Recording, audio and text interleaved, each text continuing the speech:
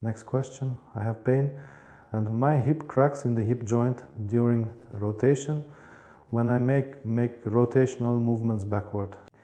You had a show where you explained that this happens because of the pulling in of the muscle and the head of the femur into the hip bone. If possible, could you please tell me how this can be fixed?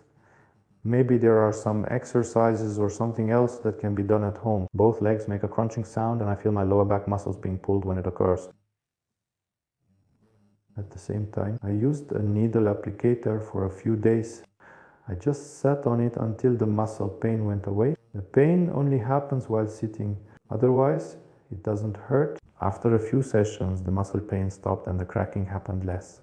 What else can I do to eliminate the cracking? Occurs when there is instability in the hip joint, weakness in the gluteus medius and gluteus maximus muscles, and often the lumbar muscle becomes shortened. So what should you do? Restore and train the gluteus medius muscle, train the gluteus maximus muscle, and eliminate the shortening of the lumbar muscle. But there are cases when the cracking is caused by a shortened lumbar muscle. And at the same time, there's compression of the lumbar muscle tendon. In this case, it's better not to do anything on your own. First, you need to relieve the compression of the lumbar muscle tendon. To do this, you need to see a specialist, a doctor who will fix this. And after that, you can start exercises for the gluteus medius and gluteus maximus muscles. Because if you start doing the exercise while the tendon is under pressure, you will injure it. It will become inflamed and pain will appear in the joint. Next question. Good afternoon, I'm Igor. My 22-year-old son has second degree S-shaped scoliosis, lumbar left, thoracic right. Now, doctors at one center are diagnosing a tilt, a twisted pelvis, and a shortening of the left leg by ½ centimeter. One says it's shorter, the other says longer. Clearly, one is wrong since the left buttock sticks out much more. I would like to know your opinion. Is it possible to correct the pelvis and then reduce the scoliosis angle, or is it already too late? You can always correct the pelvis as long as there are no changes that are already anatomical. A ½ centimeter difference in leg length doesn't affect anything. That is, up to ½ centimeter, the difference in leg length doesn't really have any special impact. It doesn't affect the condition of the spine. It's possible that this is a false shortening of the leg precisely because of pelvic asymmetry. So, what options can there be? One half of the pelvis can rotate forward, the other half backward, or one pelvic wing can move out to the side like this, and the other one comes closer over here. All of this can be corrected in cases where there are no structural changes yet, when there isn't severe arthrosis that prevents the bones from changing position when you can't move them anymore. So when none of this is present, all of it can be corrected.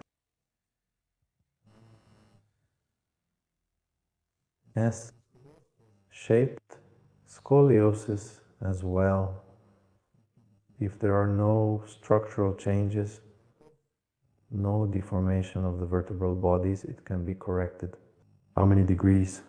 Exactly how much depends individually on the initial condition of the spine, the angle of curvature, and how elastic the muscles and ligaments still are. That's what determines what the treatment result will be. Some people will be completely cured, and for others it will improve by a few degrees. And for some, if there are structural changes, the angle of curvature won't change at all. It just won't change. In that case, the goal will simply be to relieve nerve compression, to stop the process, to halt the development of joint arthrosis. In each case, depending on how bad or good things are, the treatment results will be different, the treatment approach will be different, and the overall goal, what needs to be done, will also be different. In some cases, we will straighten the spine. Not straighten it, but remove these scoliotic curves. And in some cases, we'll just have to treat the complications that have already developed. Next question, when I do self-massage with the ball against the wall, I feel radiation from some points in my collarbone and left arm. Does this mean the point is problematic, or did I just hit a nerve? Should I massage this point? It doesn't hurt, but the radiation feels unpleasant. If you hit a certain area, for example, and press on it, kudutov or mest, and you feel that the pain from this spot goes somewhere else, there could be several possibilities here. You might be pressing on an area of muscle shortening and feel pain along its path, or it could be a shortening of the fascia. There are also cases where, for example, areas that don't seem to be connected can still cause pain. For instance, you might work on the cuff, feel pain or tension in the neck area. This is all superficial fascia, twisting in one area and stretching in another.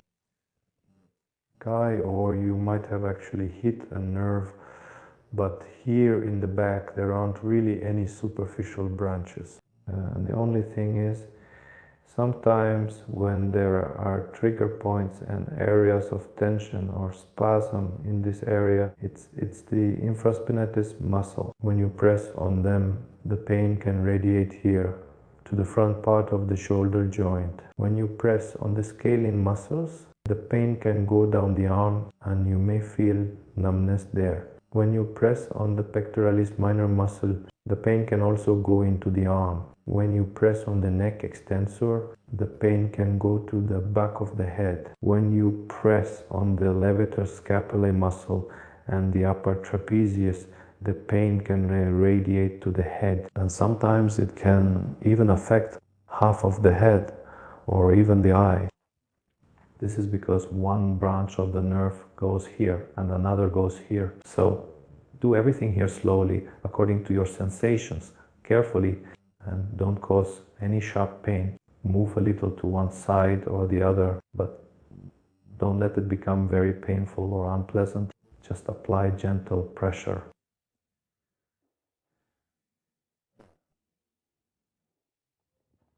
All right, here's another question.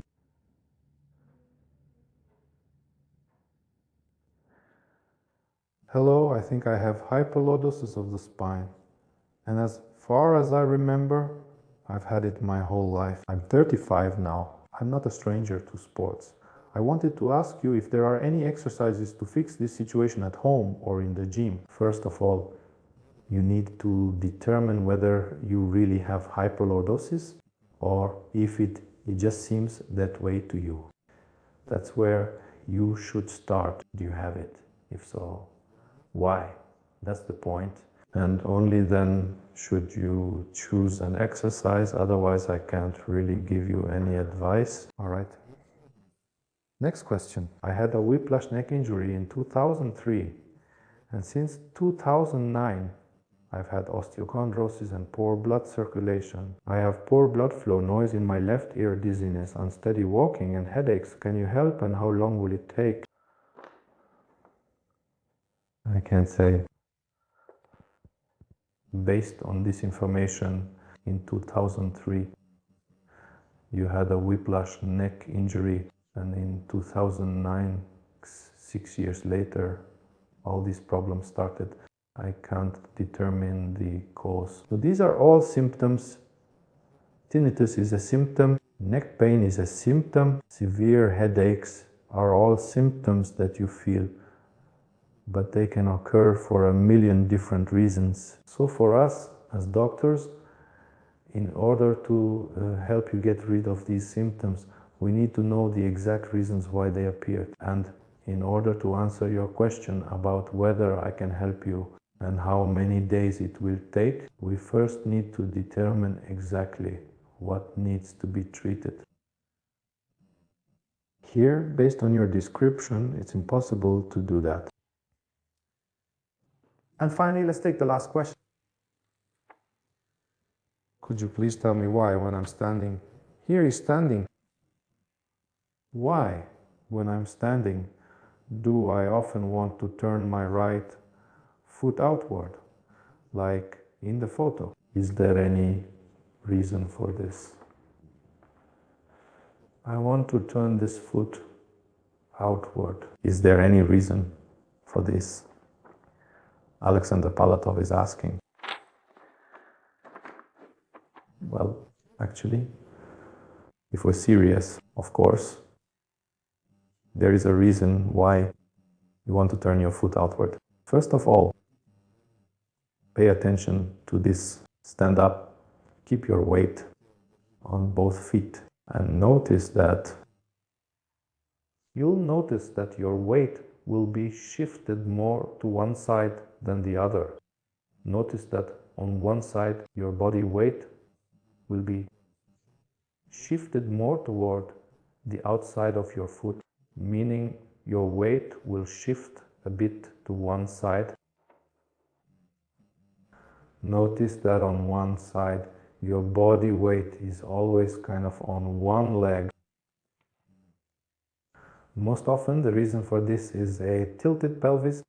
It's twisting, which causes the center of gravity to be distributed unevenly, or a problem with stabilizing the foot itself. Weakness of the posterior tibial muscle and the group of peroneal muscles. In other words, these are signs of weakness in certain muscles. That's why you stand like that. That's all.